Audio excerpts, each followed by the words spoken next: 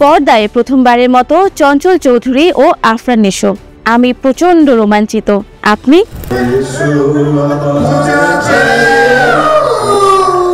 একটু দম নিয়ে চোখ ফেরানো যাক বলিউডের দিকে। অজয় দেবগানের দে দে প্যার দে 2 কেমন ব্যবসা করছে? ধুরন্ধর রণবীর সিং এর নতুন সিনেমার প্রথম লুক কেমন হলো? বিনোদনের নানা খোঁজ খবর নিয়ে হ্যালো বাংলাদেশের নিয়মিত আয়োজন শোবিজ 7 দিন। শুরুতেই শোনা যাক চঞ্চল চৌধুরী ও আফরান নিশোর নতুন সিনেমা দমের হালচাল। দম নিয়ে নিলাম। বাংলাদেশের সিনেমা প্রেমীদের বহু প্রতীক্ষিত সিনেমা দম। এই সিনেমার মধ্য দিয়ে প্রথমবারের মতো একসঙ্গে পর্দায় হাজির হচ্ছেন দুই জনপ্রিয় অভিনেতা চঞ্চল চৌধুরী ও আফরান নিশো। সঙ্গে আছেন সময়ের আলোচিত নায়িকা পূজা চেরি আর পরিচালনায় রেদওয়ান রনি।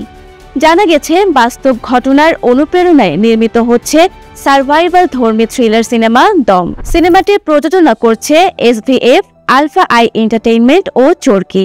নির্মাতা জানিয়েছেন আসছে রোজার ঈদেই দম মুক্তি পেতে পারে। আশা করছি দোয়া করবেন এবং সেই ভরসাটা রাখবেন আমার প্রতি। Thank you so much. এবার ঢালিউড থেকে দৃষ্টি ফিরিয়ে চলুন দেখে আসি বলিউড, যেখানে বক্স অফিসে আলোচনায় অজয় দেবগানের নতুন সিনেমা।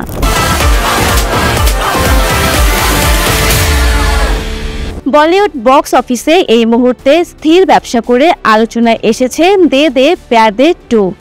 এই সপ্তাহে প্রায় 4 কোটি নেট কালেকশন ধরে রেখেছে সিনেমাটি, আর 4 দিনে এর সংগ্রহ পৌঁছেছে প্রায় 37 কোটিতে।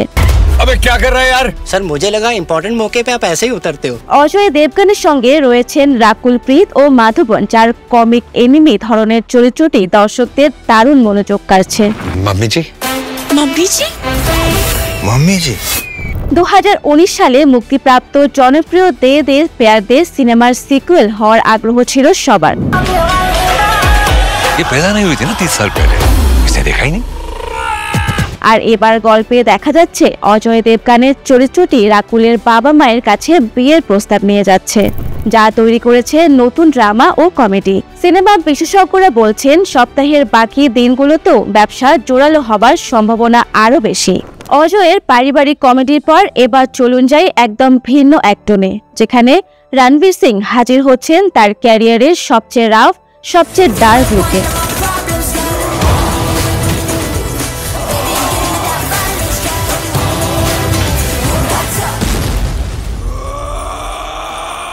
রণবীর সিং এর জন্মদিনের সকালে প্রকাশিত হলো তার নতুন সিনেমা ধুরন্ধরের প্রথম লুক, আর মুহূর্তেই নেট দুনিয়া সরগম। রক্তাক্ত মুখ, এলোমেলো চুল, হাতে জ্বলন্ত সিগারেট, সব মিলিয়ে চরিত্রটি যেন রণবীরের এক নতুন রূপ।